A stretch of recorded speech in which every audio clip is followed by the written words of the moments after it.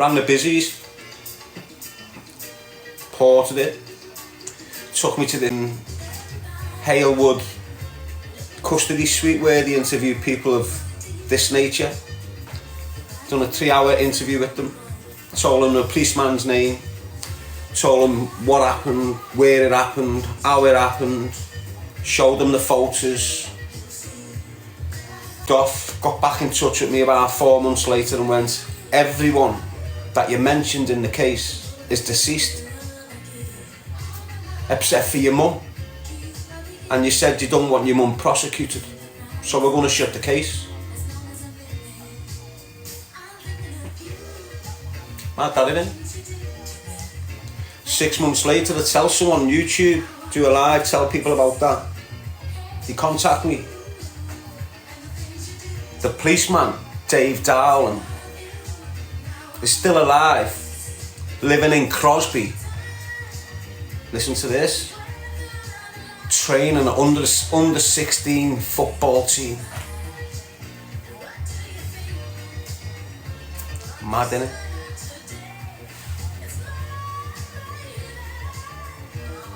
So this was like 3 years ago. That's just another thing I've had to fucking deal with while I've gone through all this fucking helmets and that. Dave Darren, the policeman's name is.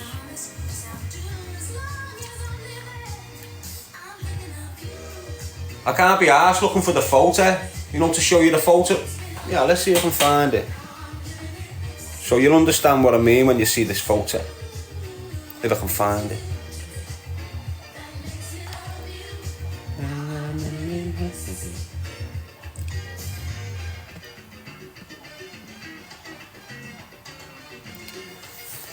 It's dead far away though, so it might be hard to find. So just bear with me a sec, people. I'll give it a quick scan, see if I can find it. If I can't, it is what it is.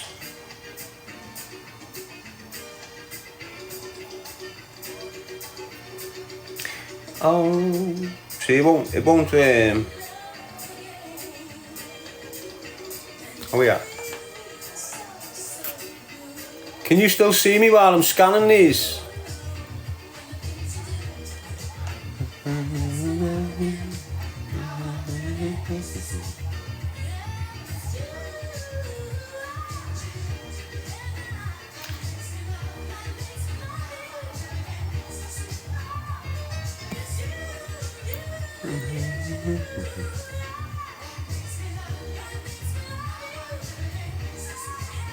Don't think we're going to be able to find it, you know, people. But some of you will have seen it. Oh, we are.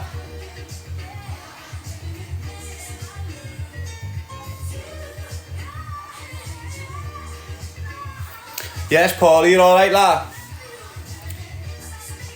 So when I show you this picture now, can you... I piss me pants. So this picture, this is... I'll be honest with you. When I believe they drugged me in a car. You know, when they were taking me up to this place, I believe I was drugged. And I woke up with 3 people in front of me. It's getting me all emotional again. It's mad. So I woke up, during them pulling the pants down and that, and scrapped with them. They've damaged my arm. And this is the photo. They stood there in front of me, took a photo with my uniform on and bandaged up. Look at the room, look at the office I'm in, look at the briefcase, just look at it. What type of room would you say that is? Can you see where my pants above the knee are darker? That's where they've pissed me kicks. Look at me smile, does that look like a happy smile? Or does it look like a forced smile? So when I found this, it just ripped all shit open in me, like. So that's what it is, like. You just gotta get through this shit. That's why I'm mad off for lying about Uncle Danny. But as I say, peeps, you keep it flowing. It's all experience, regardless if it's bad or good. It's a learning curve, it's a process. If you stick with it, if you get through it, you become stronger. Gets hard at times, but the more you practice challenging it, the easier it becomes. Like when you get on a bike. When you're a kid, you dive on that bike, fall, keep at it. You get the cuts on your knees, the cuts on the elbows, but you keep at it. Eventually you're doing wheelies and all sorts of shit, aren't you? You're not falling off it no more. It's the same with every obstacle that comes your way. That's why I keep on screaming like with all. I can't go onto the subject again because I get angry. No, with all this grooming shit now. Mammy saying I've had counselling and it can help so much.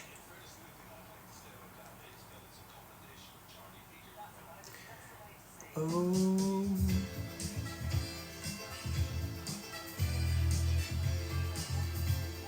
There's a reason though. There's a reason. So don't be worrying about me, like, I'll get through this shit. Everything I do will be by choice. You know, it won't be a forced decision. I will have chose to do it. So don't be worrying about me. We learn to dull the volume down on the pain. Depends how you're dealing with it. A lot of people deal with it through substance misuse. Off-grid official. And they don't deal with it. Sean Andrews, how are you, mate? We cars, hope you well, lad. Nice one, Scouse on road. Do you understand what I mean by that? I'm sound, lad. Yes, Jim. Like people who go to substances don't deal with it. Don't deal with it.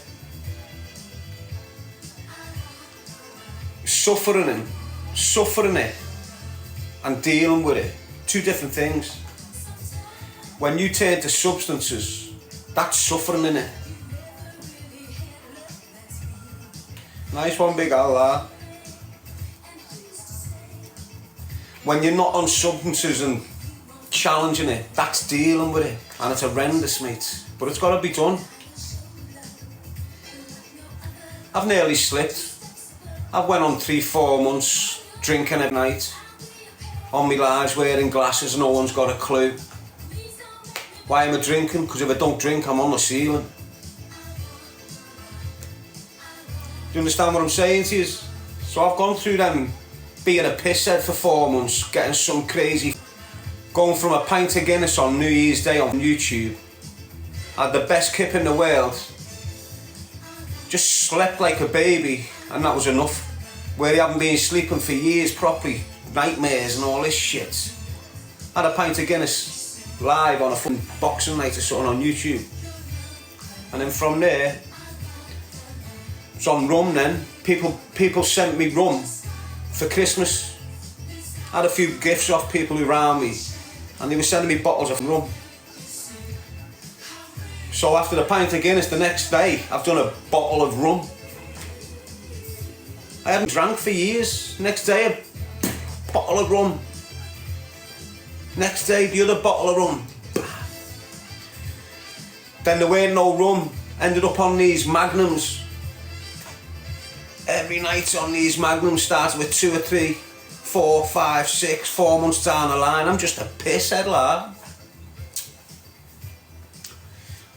Just had to beat it. Beat that, then beat the weed.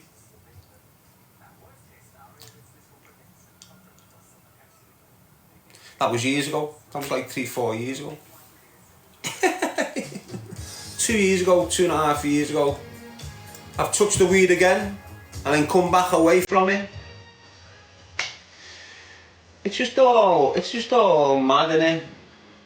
You just gotta embrace it. Where do you want to be as an old man? I want to be still. If I'm dead, I'm dead. But if I'm not dead, I want to be active. I don't want to do on drugs and drink. I want to be able to get my kids on my shoulders and sprint with them and that. That's what's on my mind. Keep myself fit and strong.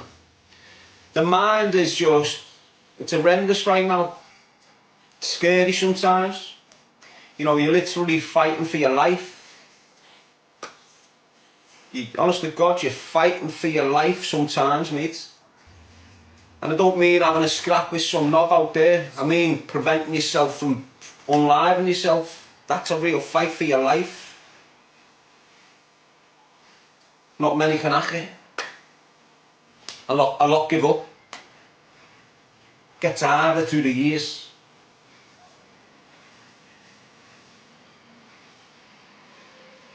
The fights get difficult, mate.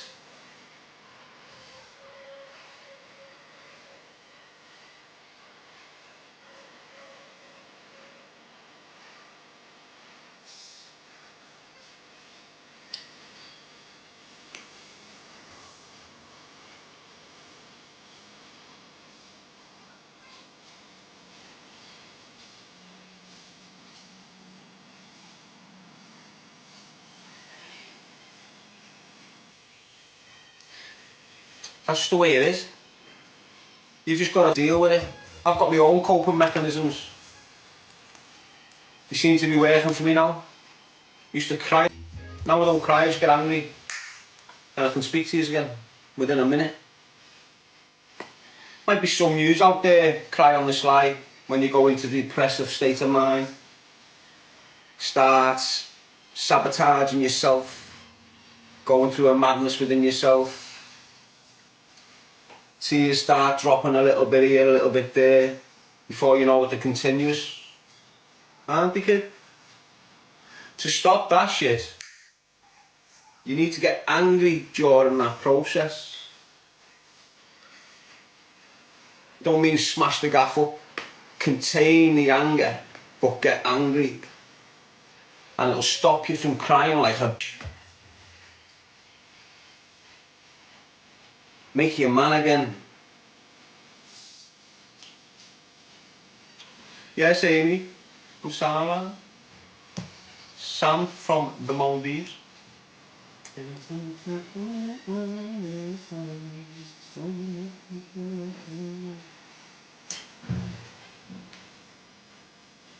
Yes, Nate.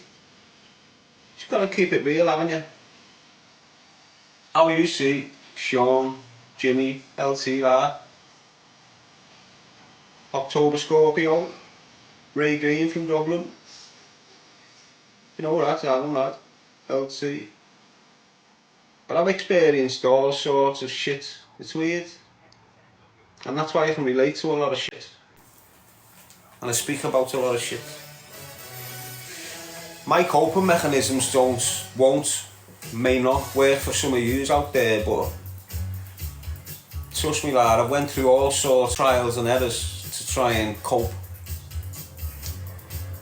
And if you can't control the crying, you can't control the emotions that come with your depression and shit, basically. Yes, LT, the minute you get control of your crying and shit, even when you're not crying, when you're down, have a little self-talk, get angry on yourself.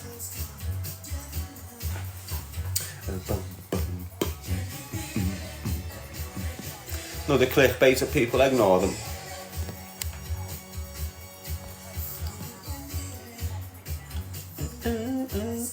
Craig saying never cried till I had treatment. Well, that's what happened, mate. Without the treatment, you couldn't have started the process of repair. That's why you started crying, through repair. It's what you do. It's standard. If you're not crying through that process, you haven't started that process. You know, you've got to challenge all sorts of traumas that are coming back. And it's just a human nature of everyone who goes through that. There'll be occasion, a period of time through that process where you're continuously crying.